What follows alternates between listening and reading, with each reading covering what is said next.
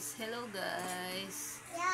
Nandito ako sa loob ng aming terrace at sobrang init ng loob sa loob ng bahay. Gumamit nga kami ng nakatutok na nga po sa amin ng electric fan pero hindi pa rin sapat. Sobrang init po ng panahon. Last week sobrang ng init sa katawan, muntik na kami may stroke. Butin agapan, buhos agad kami ng tubig tapos yun ng malamig.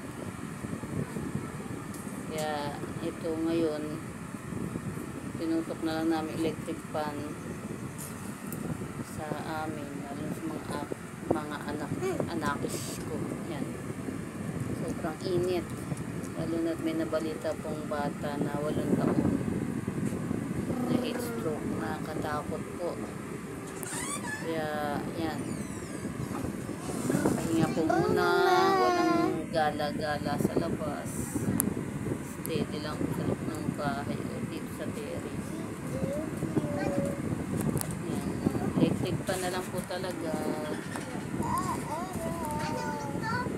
Salamat guys. Bye guys. Thank you for watching.